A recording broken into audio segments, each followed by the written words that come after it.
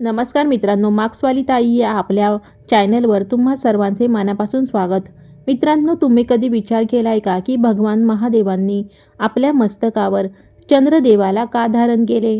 हा केवळ महादेवांचा एक अलंकार आहे की यामागे एखादे गूढ रहस्य आणि संपूर्ण विश्वाच्या अस्तित्वाची कथा दडली आहे?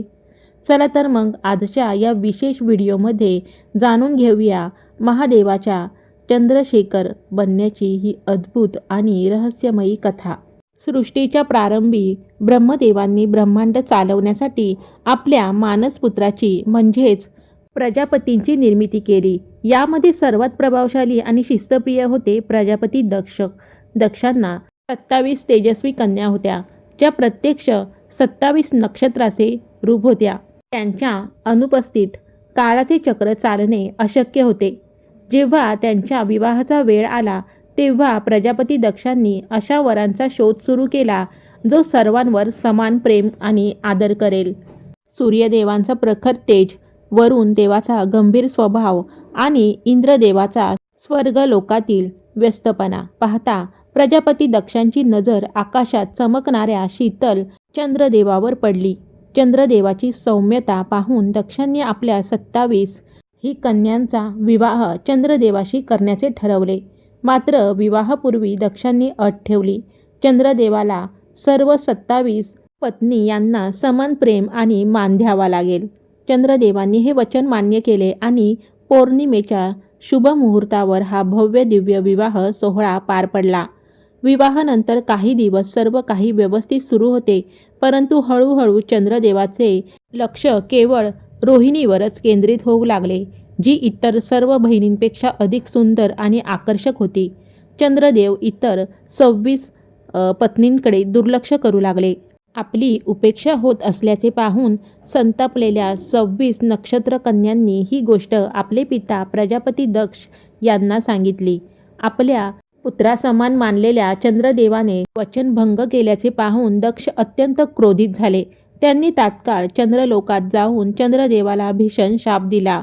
हे चंद्रदेवा, तू तुझ्या वचनांचा भंग केला आहेस, म्हणूनच आजपासून तुला क्षयरोग होईल. तुझे तेज हळूहळू क्षीण होत जाईल आणि तू पूर्णपणे नष्ट होशील. दक्षाच्या या शापाने संपूर्ण ब्रह्मांडात हाहाकार माजला. चंद्रदेवांचे तेज मंदावू लागले. घाबरलेले चंद्रदेव सर्व देवांसह प्रथम ब्रह्मदेवांकडे गेले. ब्रह्मदेवांनी सांगितले की दक्षाचा शाप अटळ आहे, परंतु यातून केवळ भगवान शिव म्हणजेच महादेवच मार्ग काढू शकतात. सर्व देव आणि चंद्रदेव कैलास पर्वतावर महादेवाच्या चरणी लीन झाले. चंद्रदेवाने आपल्या चुकीचा पश्चाताप केला. दयाळू महादेवांनी सांगितले की दक्षाचा शाप पूर्णपणे नष्ट करता येणार नाही, पण त्याचा प्रभाव बदलता येईल. महादेवांनी आपली जटा उघडली आणि चंद्रदेवाला आपल्या मस्तकावर स्थान दिले. मित्रांनो, महादेवाच्या स्पर्शाने चंद्रदेवाला नवीन जीवन मिळाले. महादेवांनी वरदान दिले की चंद्रदेव पूर्णपणे नष्ट होणार नाहीत. कृष्ण पक्षात त्यांची कला कमी होत जाईल आणि शुक्ल पक्षात ते पुन्हा आपल्या पूर्ण रूपात येतील. अशा प्रकारे महादेवांनी चंद्रदेवाची रक्षा केली आणि विश्वाचे संतुलनही कायम ठेवले. चंद्रदेवाला मस्तकावर धारण केल्यामुळेच महादेवांना चंद्रशेखर हे नाव मिळाले. मित्रांनो, महादेवांची ही कथा तुम्हाला कशी वाटली हे कमेंट करून नक्की सांगा.